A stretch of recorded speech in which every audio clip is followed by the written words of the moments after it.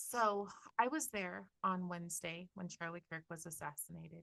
I had taken my son to come and watch him because I thought that it would be important for him to see civil discourse. He had not really heard of Charlie Kirk. I mean, he'd seen like maybe a few clips here and there, but we're much more of he's much more interested in Tim Pool. So I thought that it would be good for him to see this course. He's a senior, he's in debate. I thought that would be a great idea.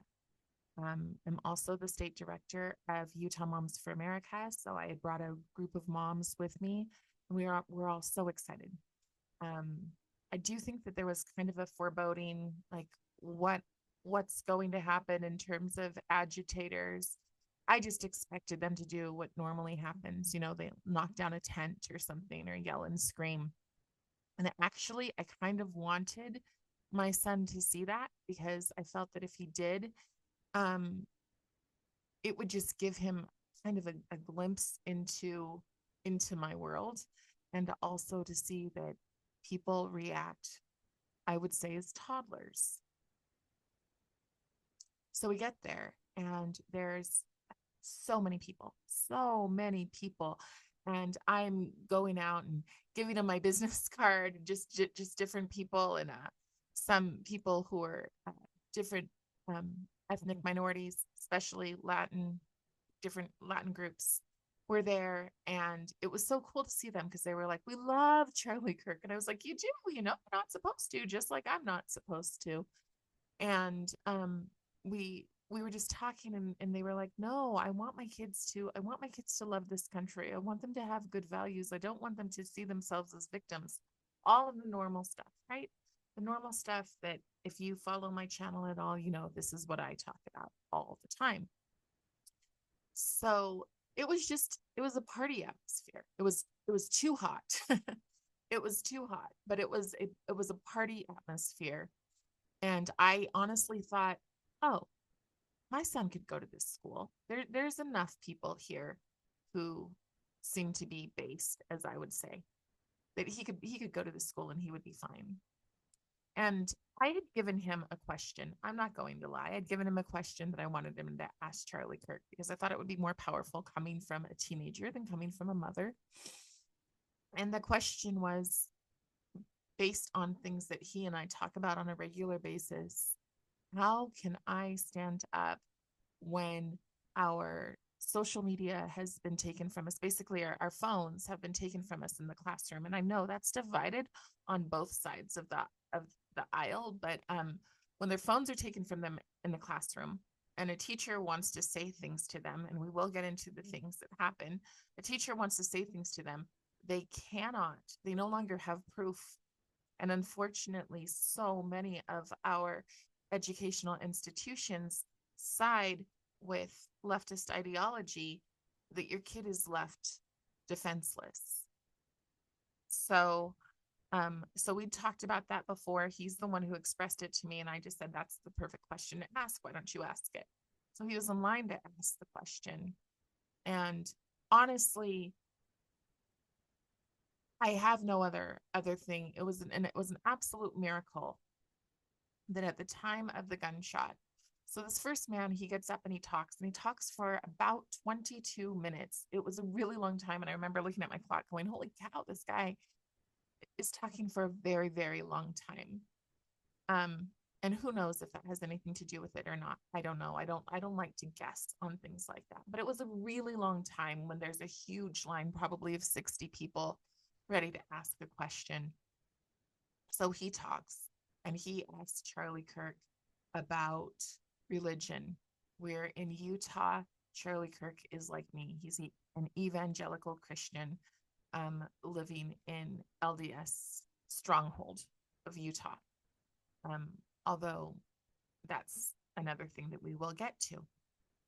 So, and he's so gracious.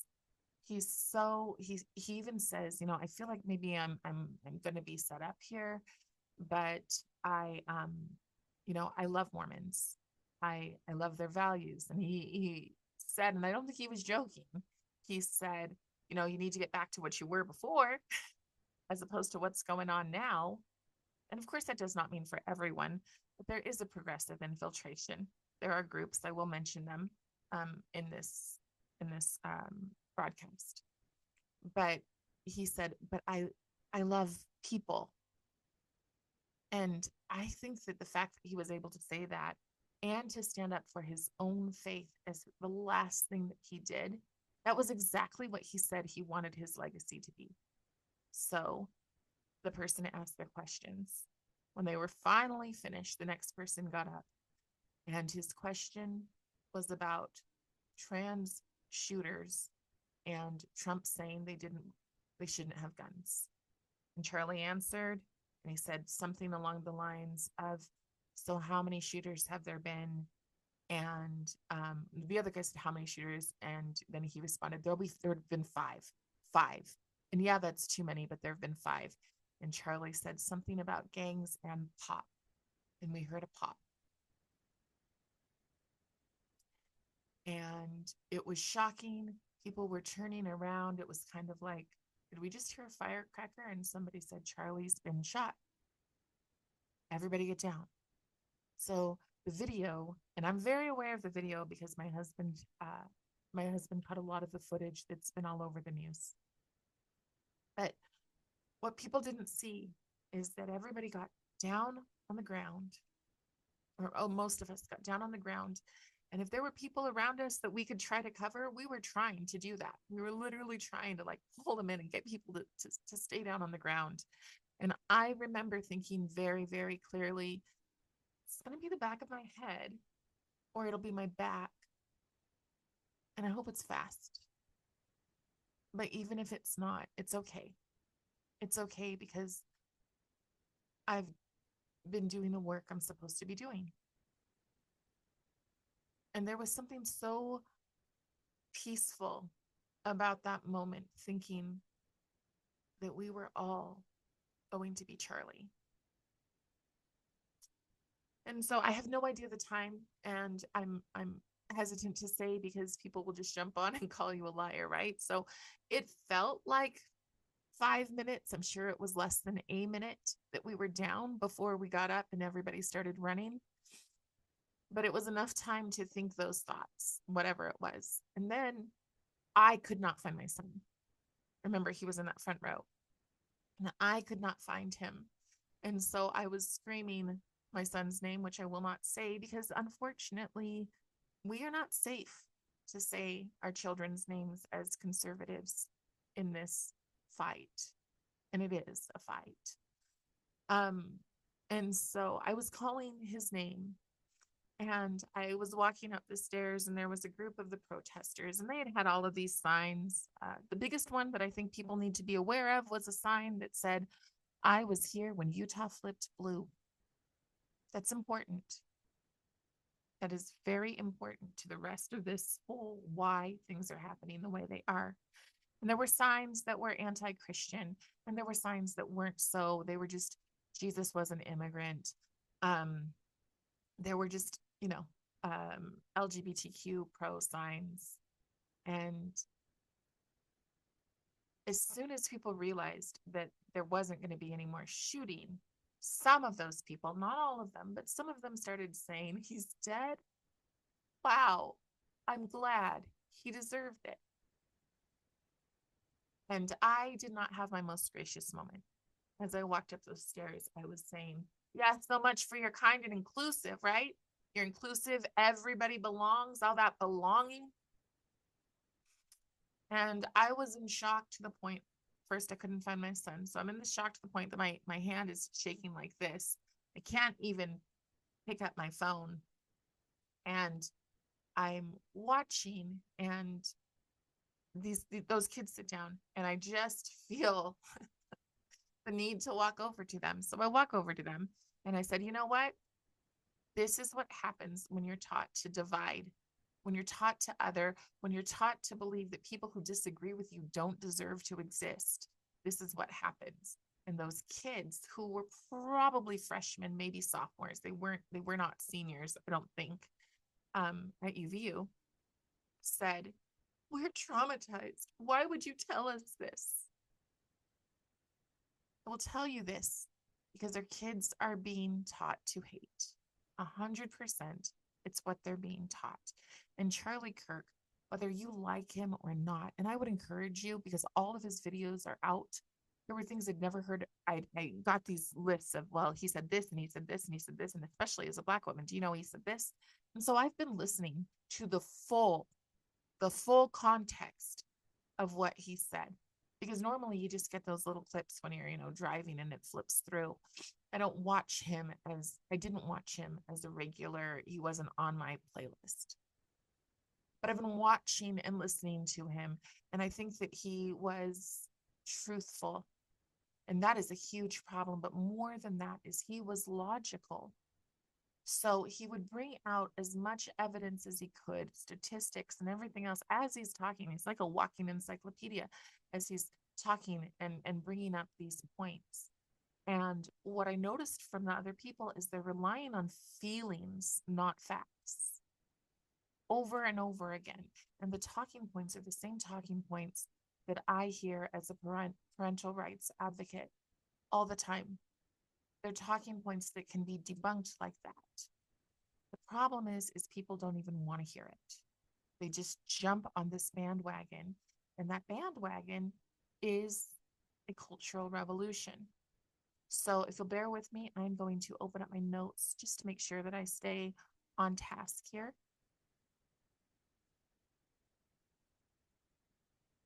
Yes, so several people asked, how could this happen in Utah? And I just want to give you an example of what's been going on in Utah. I was not surprised by this. One of my friends is Lady Maga. Lady Maga made a post about getting told that, they want to throw bricks at his head.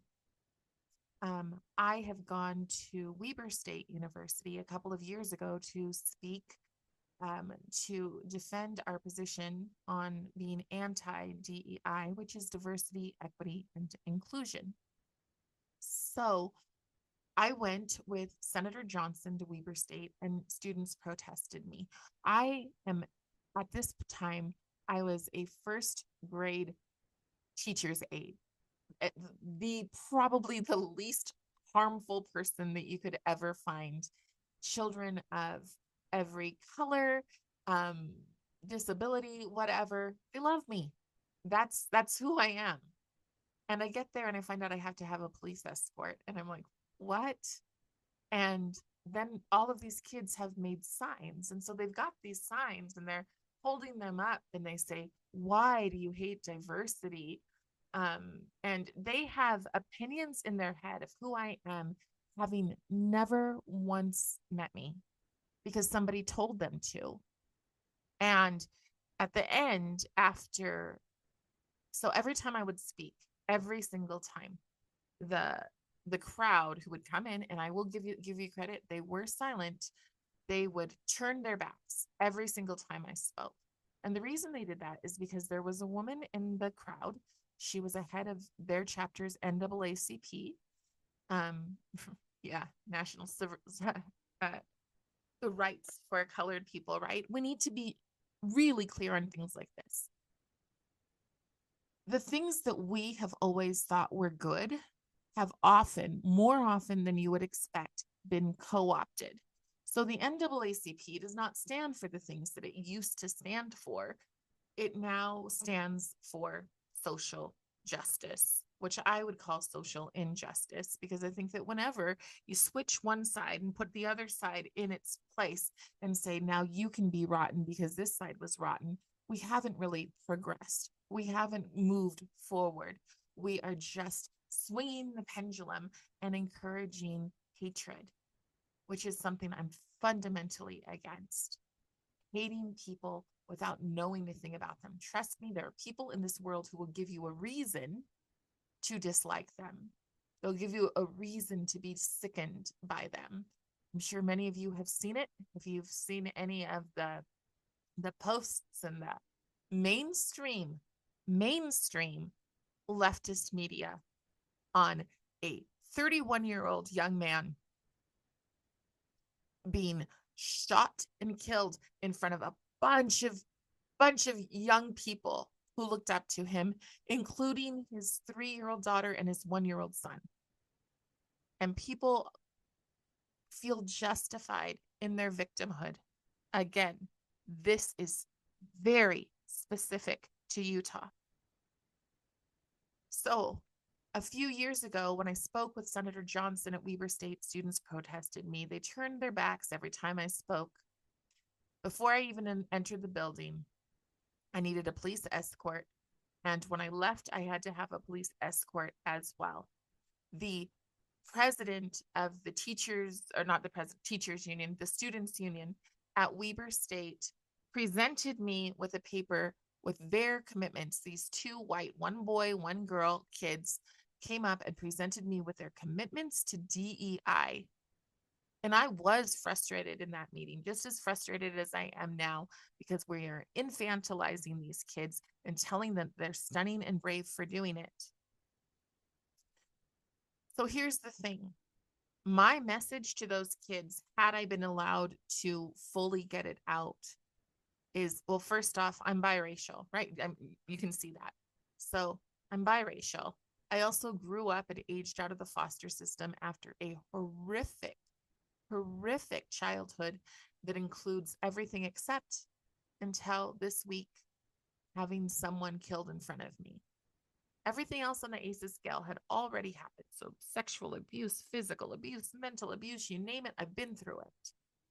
And I don't embrace the victim narrative. And that's what makes me scary in Utah. That's what makes it so people have made some pretty vicious threats about me in Utah, because I don't embrace my victimhood. And I encourage other people not to do the same. So the issue here is that the students were convinced by professors that even hearing my message would cause them emotional harm. Do you get it? Do you see that connection? The whole I am Charlie.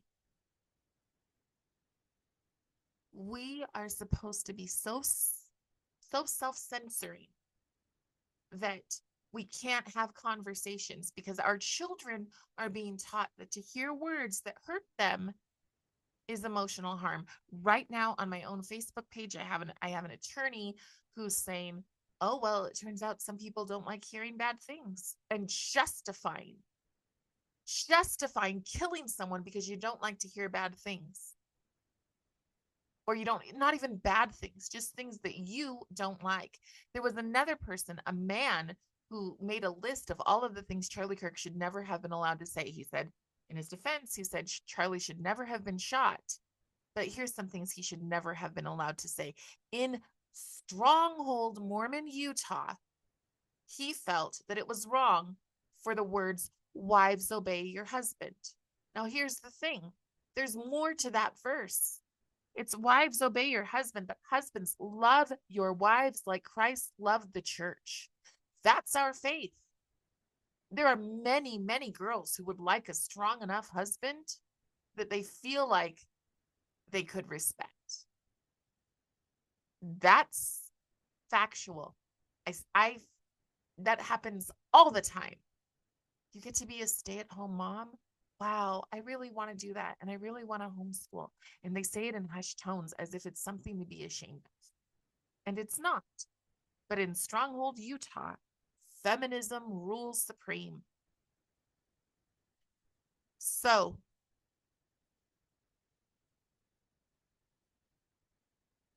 that same message that victim is a virtue is everywhere in Utah. And let me tell you where it starts. It starts really early. It starts with Head Start programs, early childhood educations teaching inclusive preschool curricula. Inclusive, meaning that we're starting to queer education for small children. There was a teacher friend of mine, was being the operative word.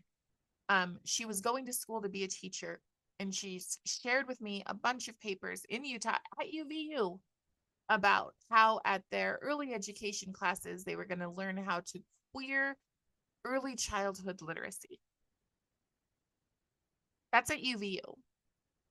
At UVU, I was once asked to speak to a group of social workers and teachers online with another person. And as we were talking, a person said, I can't understand how how do I grade papers without considering their race? Again, that's UVU. And UVU is not the only one. So I don't want to attack just UVU, right? I mean, I'm sorry, I'm going to go Weber, UVU. These are ones that I'm familiar with. I know that we have other schools that have changed their names to be woke, to be progressive. So what we have here is a safety culture. So let me go. That was just preschool. So these children are taught to see color before they would naturally learn to see color. See, babies do not care. Stupid Ibram X. Kendi with his uh, anti-racist baby, he is projecting his own constant obsession with race onto babies. But many times in my life, I have been a nanny or I've babysat children. And I become the person that they oftentimes call mama because I'm with them for a couple of hours a day or sometimes the whole day, depending. They don't see color. Usually it happens. I remember the first time a foster sister of mine, I lived with them for about 3 years, foster cousin, sorry. I lived with them for about 3 years. We're in the pool one time, we're swimming, and she looks at me, she stops and she goes, Carrie, you're black. And I was like, yep. I remember my son, it happened for him earlier. He and his little best friend were in the bathtub together.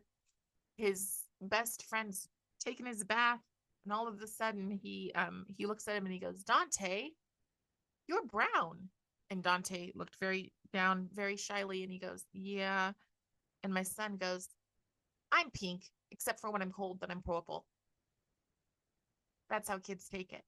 That's how kids take it unless they're taught to see it differently. This is the natural order of things, and that is a huge threat. The elite, the progressive elite, do not want a natural order of things. And Utah is covered with the elite who actually think they are truly better, that they are divinely better than people in their communities. So elites tell us what is natural isn't good. And they push the idea that innocence itself is a threat. Innocence, a child knowing the difference between a boy and a girl, is a threat. It can cause somebody emotional harm. And emotional harm now apparently is justifiable for the worst atrocities. So by elementary school, young kids are taught to censor themselves in the name of being a good friend. A good friend can't be different in a way that makes somebody uncomfortable. So, in the name of being a good friend, this is early social and emotional learning. Parents will not recognize it unless you are deep in the parental rights advocacy and deep in the studying of where this leads to. You will not recognize it because it will come in songs. It will come in, hand games. It will come in different things. But sometimes your kids may say something like, he has more privilege than me. I have a friend who's got mixed kids, and both of them, and one of them is lighter than the other, and they now have those conversations, and they do not have social media. They're in elementary school. Not that that means anything, but for them, it's the case. So in middle school, many look at the cool teacher. I get that because I am that. And too many of those teachers are also activists. That I am not. The kids don't get to know what I do. But there are many activists who stick up on their walls. In my classroom, this is a safe place. If your parents don't support you, I'm your new mommy now. There are people, there are clubs like GSA, clubs like that, where they favor the kids who are in the club. The kids in the club, they might get pizza, they might get candy. Oh my goodness, the teacher might actually take them. This has happened. Take them across the street to get them a soda that they can drink in class. They can be on their cell phones because they're special. But the other kids who aren't part of the club, well, it's okay if words like fascist come out towards these kids.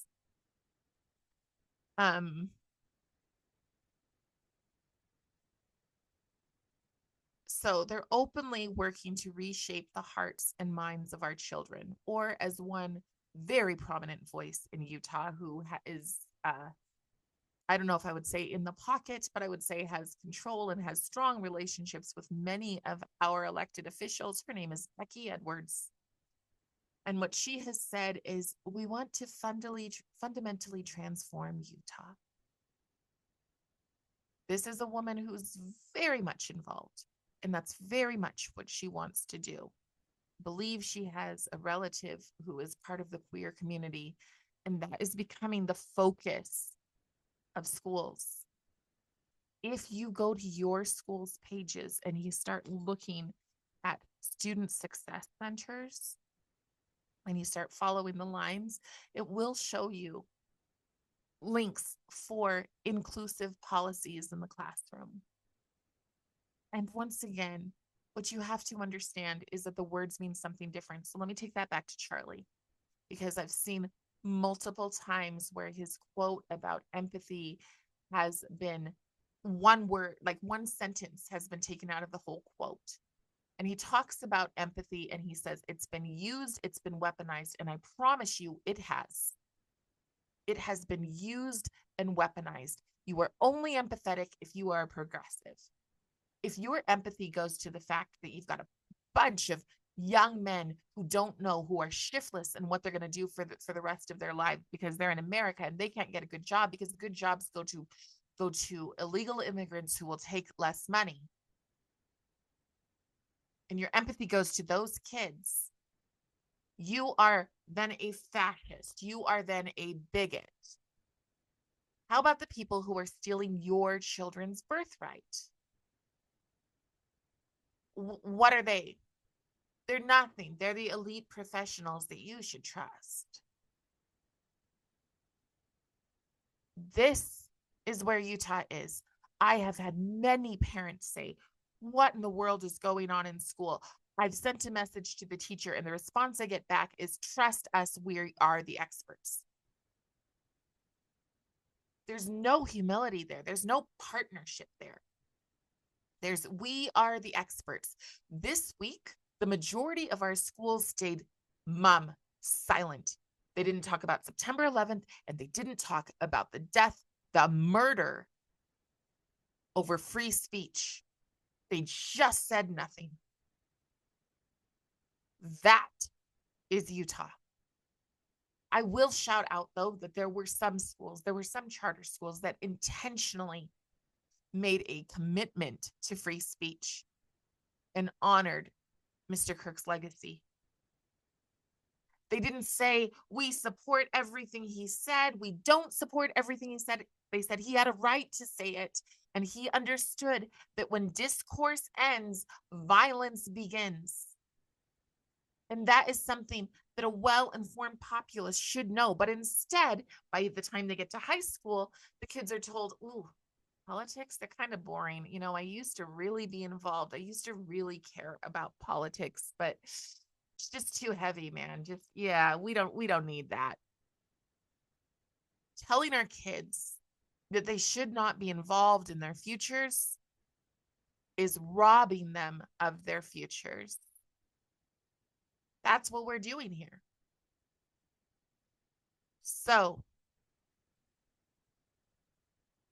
we have ally programs, bathroom ally programs where people are told, you know, be the kind friend, make sure that your transitioning friend or your confused friend feels safe in the bathroom. That is Soviet level Stasi stuff. Basically, report on the people who don't make your friend feel comfortable in the bathroom. We are raising narcissists. under the name of keeping people safe. And the problem with that is that when you tell people they are unsafe, they're unsafe, they're unsafe, you're feeding that into their mind. You're spreading a cancer. And we have been doing that. This is why I believe that Utah is sick. Our children are sick because parents have been conditioned to check out. I'm sure there's things I've said that you guys are like, oh, I don't know what she's talking about. But parents have been conditioned to check out, to trust the experts. A young woman once asked me, well, she told me, she said, us kids know something is wrong. The more they tell us that we need to have inclusion, the more divided that we are. And as kids know, so when are the adults going to stand for us?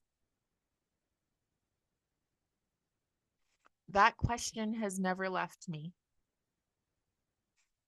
Charlie Kirk wanted to leave behind a legacy of courage, and his courage was contagious. His movement was spreading because he called young people to reason, and he rejected infantilizing them. He rejected telling them that their feelings matter more than anything else. And I promise you, I've seen it in curriculum books.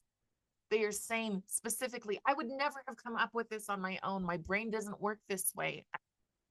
They're saying specifically, children should be steered towards pathos as it's more effective in advocating / activism work. Children should be steered towards pathos and to ignore logos or logos, however you say it. Like I said, I would never have come up with these words. So children should ignore logic and lean into emotion, lean into, I don't feel safe. That is not the same as saying you are not safe. You know who was not safe? The conservatives out there going, are we next? We were not safe, literally. And the second after we were not safe, we got up and moved to the next place. We did the next thing. When you tell them that their feelings matter more than anything else, they are emotionally debilitated, they are weak, and they are controllable.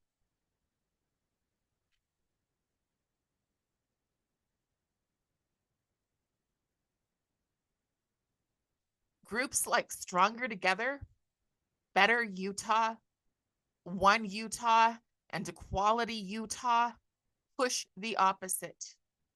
They push that our children must be taken care of by big government. And you need to understand that many of the people involved in these groups are running for office. You will be electing them. Stronger Together was touting how proud they are that their people are the ones that are going to be on the ballot. And you don't have a choice because you've been told that politics are boring and you shouldn't care. And these are people who openly went after, well, sort of openly, they went after texts that we've seen that have said, this person isn't going to support our LGBTQIA plus youth. No, they were just going to support all youth. See, real inclusion means everyone gets a seat at the table. Progressive inclusion is a repeat of the worst parts of history. It means that there is an out group. Who's had an out group? Think about that. Who has had an out group?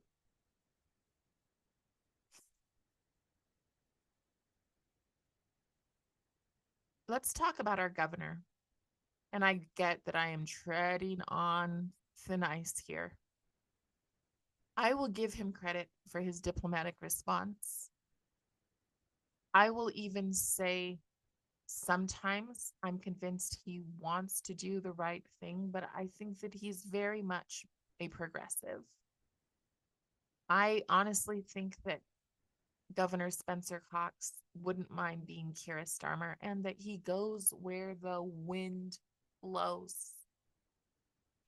I have sat in an office with him and talked to him about my concerns with ethnic studies, why we are anti-DEI, and he used us.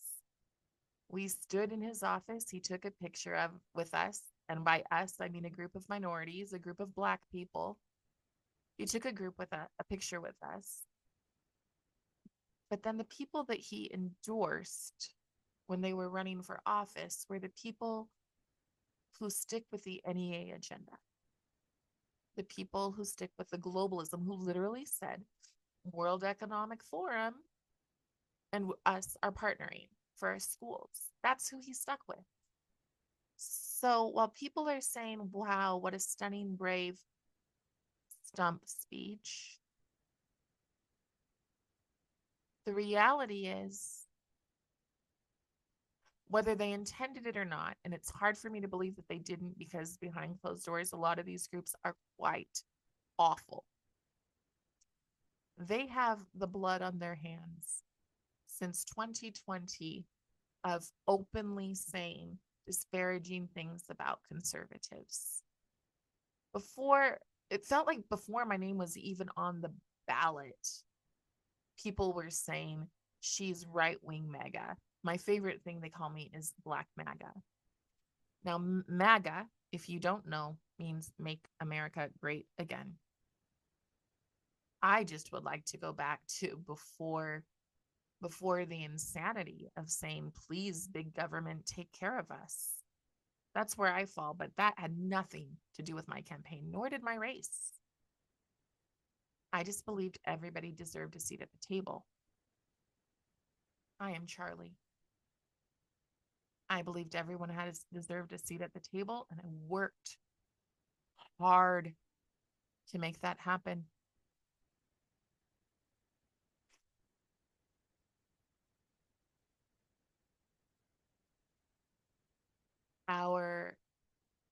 Many of our elected leaders, our clergy, our neighbors, our teachers, all say, don't make waves, be peacekeepers.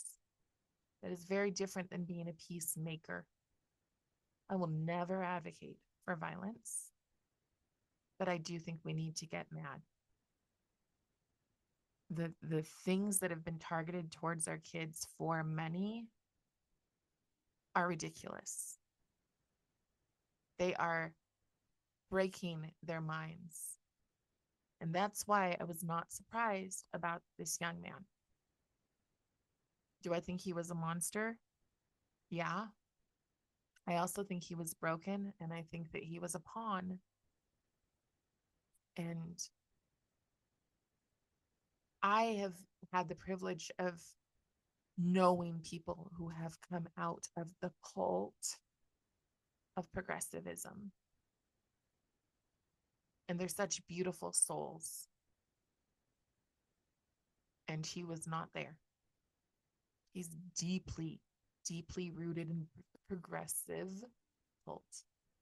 I love the fact that he's not purple haired and doing whatever. I mean, I guess he does have a boyfriend who is transitioning, but he looks like what he is, what he was, the boy next door, your neighbor, the kid who might have played with your kids.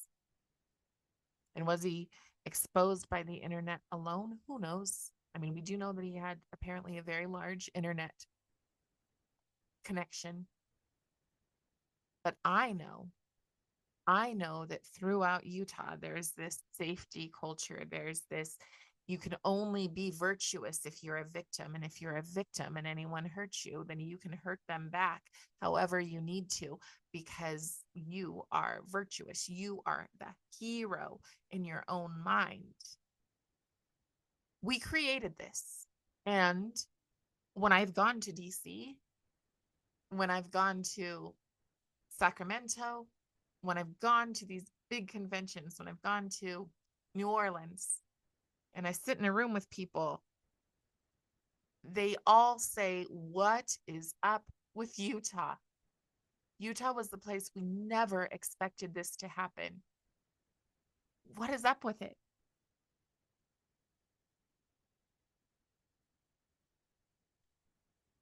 So let me be clear. Silence is not speech. I'm sorry, silence is not peace. Silence allows socialism to spread. Our children need heroes. When adults model weakness, when they stay quiet, when they are afraid to speak truth, when they know it clear as day, but they're afraid, when they do that, then that's all their children see. But more than that, when adults model weakness, activists pick up the slack. They're building youth centers. And we think, oh, that's good for our homeless youth. But how many homeless youth do we have in Payson? They're building youth centers because youth centers will give them the things and separate them from their family units. Many of our clubs, not all of them, but many, and you have to do your due diligence. Many of our clubs are about radicalizing and liberating their words, liberating and radicalizing the next generation. Charlie, when asked by a gay student, what would you do with me, gave a very simple response. He said, you are more than just the fact that you're gay. Don't put yourself in a box. That's my paraphrasing of what he said. But he did say you are more than that. And he said, I don't think that you should identify first as your gender. Are you at this university? Are you doing something good for your life? Do you agree with us on a lot of things? Then welcome to the party. That's what he actually said. He refused to let kids be put in boxes. And to me, that's the best form of compassion that we can have. The first thing I said to my students last week was, like me or love me, I don't care about emotions. I mean, I do care about you as a person, but if somebody falls down on the ground and decides that they're going to have a breakdown in my class, I'm going to step right over it because we don't have time, and that's not serving you. Instead, we have had a governor who has sat with the LGBTQ kids with their wristbands or their armbands, not their star, because they're not educated enough to understand that the armband was for the baddies. And he doesn't correct that. And he sits and demotes and lets them talk on their feelings. Meanwhile, there have been a number of kids that I have served that have been on the queer spectrum, and they've loved me until they've gotten on my social media and realized that I'm a conservative. Because in my classrooms and in my interactions, in my visiting youth groups, whatever it is that I'm doing, I don't care about the color of their skin or their gender. I care that they are uniquely and wonderfully made. I am Charlie. As I drove home from the UVU, I passed a sign that read, how could anyone be against diversity? But it wasn't really a question. It's a tool of shame. If you don't support diversity in the way that we want you to, which means open borders, well, then you're a bigot. You should be afraid of, and that is literally the way it looks. It looks like a person is harassing like this in the picture, but they're saying, how could anyone be afraid of diversity? Meanwhile, the progressives are extremely afraid of diversity of thought. So afraid that a man was killed for having diversity of thought.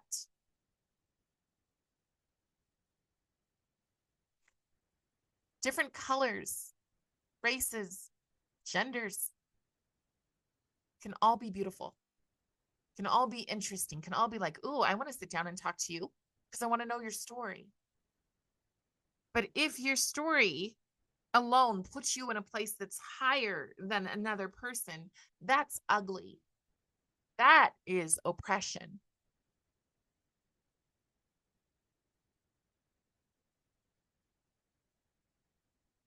I believe the diversity is beautiful when we have assimilation. That's my own personal thing. If you don't have some level of assimilation, then you have no country. And to even say that is considered hate speech and harmful and makes me a bigot to a lot of people in the education world right here in rural Utah.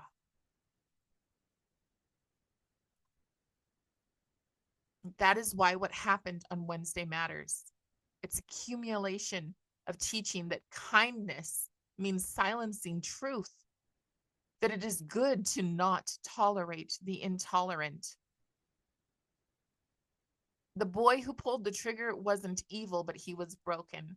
And the system that created him and that continues to normalize this fragility in our kids. Look at that boy. I can think of 6 boys on my block that he could be, including my own son. Look at him. So the system that continues to normalize this fragility and rage, that system brought in by the progressive elites that think that their newfound pseudoscience hate is empowering and enlightening, that is evil. That is systemic bigotry. Fill in whatever kind you want. If I haven't made it very clear, I know what it is to be hated for speaking boldly. I know the fear of wondering, is my car going to get blown up? Am I going to get shot? Am I safe to be with friends?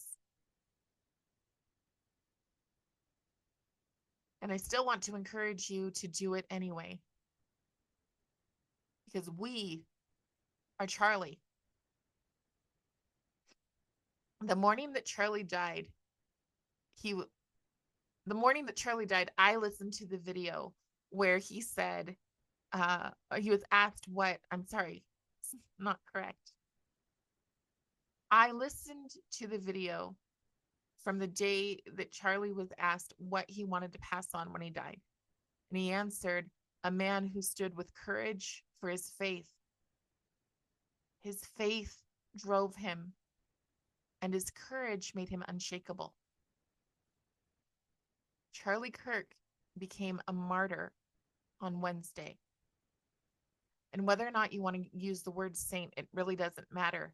But he increasingly and unceasingly worked for good, for hope, and for the next generation.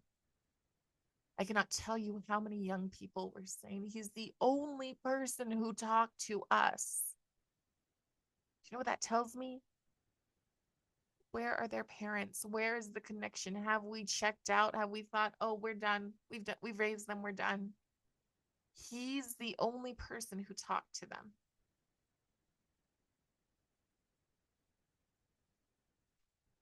Charlie's faith made him unshakable. And that's the thing. So many people think that we in Utah are a religious people, so we are driven by faith. But no, we are driven by compliance. People stand up here and tell us what to do. Sometimes I'll ask, does the community want to do this? And they'll say, oh, I need to ask. We should get the bishop involved. Why? No, I don't have a problem with getting the bishop involved, but why can't you do it for yourself?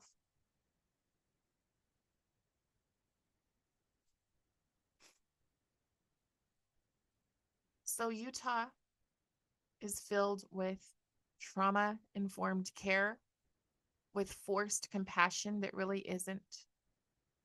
That's the culture that we live in. We live in a place where when we speak, people will screenshot, share, and tap us for hate. And we do it anyway. Speak the truth anyway. Stand with courage. That's where we're at. I'm going to go look and see if there's any comments. There's a whole bunch. Oh no. People are saying the volume is a little low. I'm so sorry. Um, I hope you could hear it.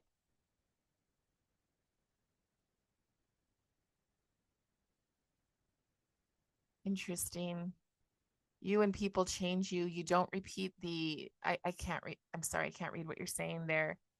Charlie was mainstream. I would agree. That's why I am Charlie. That's why that is taking off by so many people because he wasn't really radical.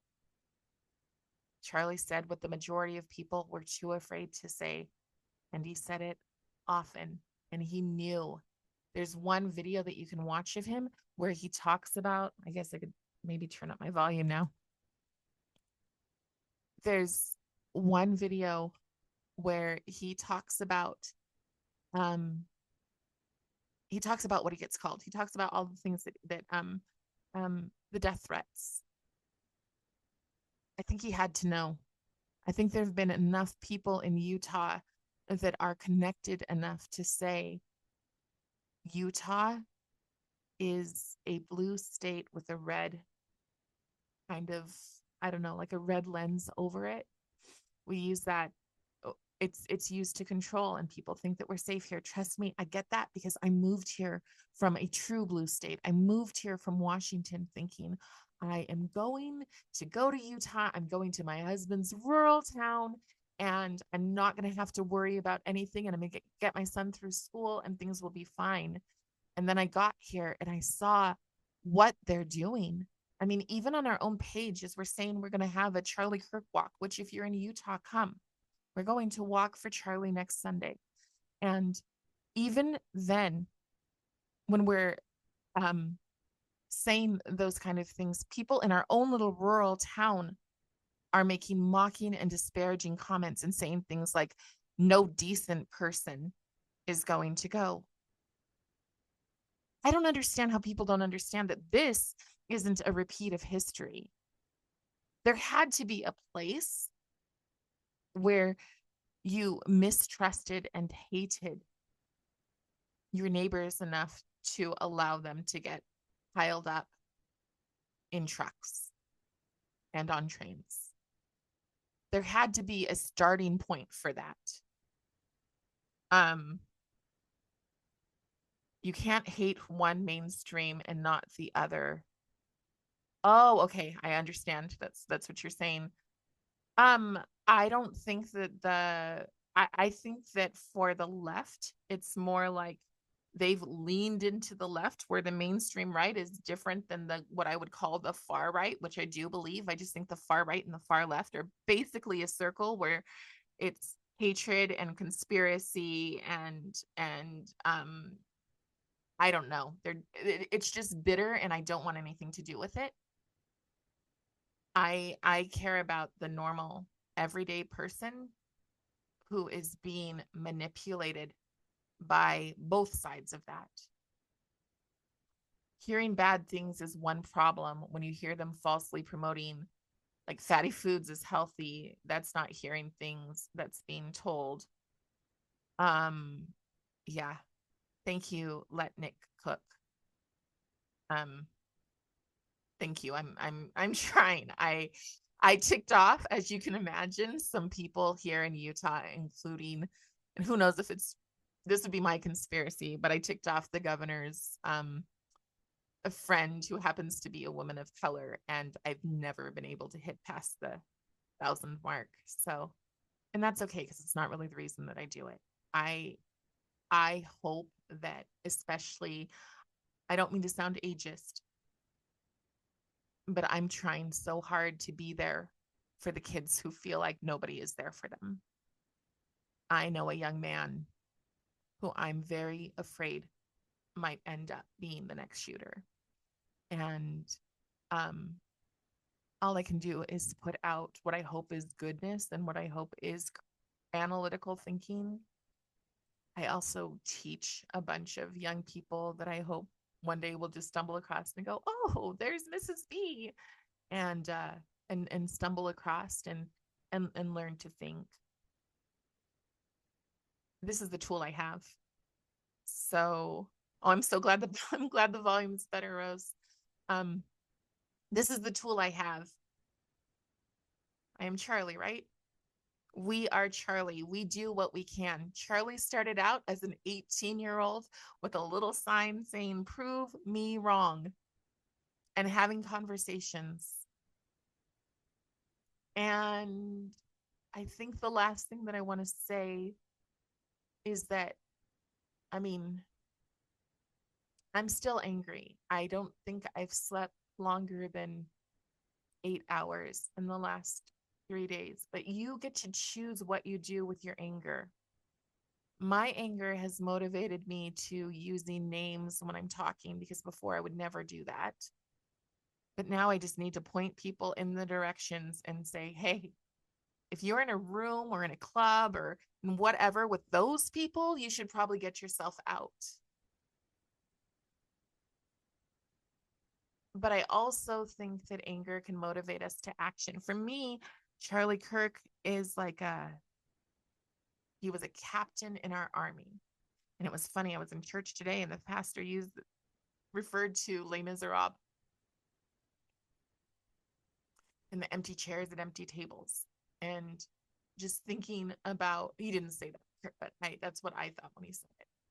But I just thought, you know what? This is a battle. This is an absolute war, and we have lost a really good captain.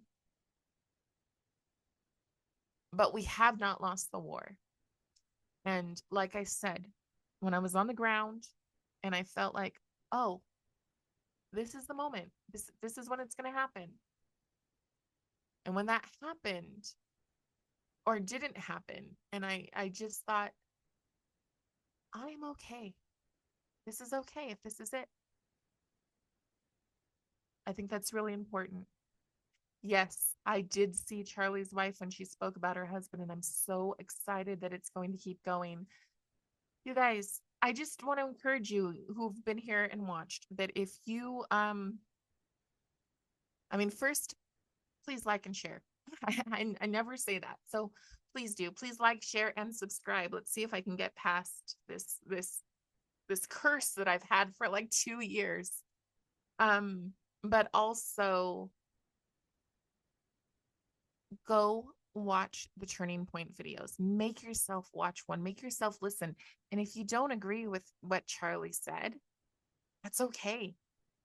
You don't have to, but it'll be so good for your own mental health to be able to sit and hear another person's opinion, because these bubbles, they don't allow us a seat at the table.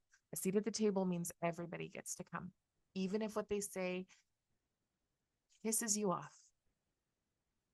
Everybody gets to come to the table.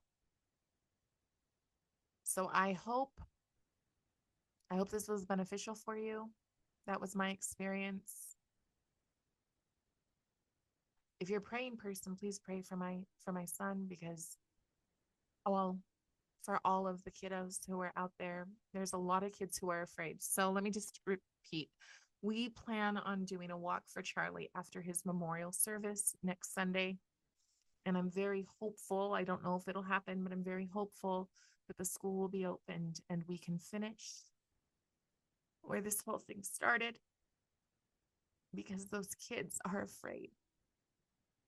A lot of the kids had said, how do we stand up? How do we stand up when we could get killed for it?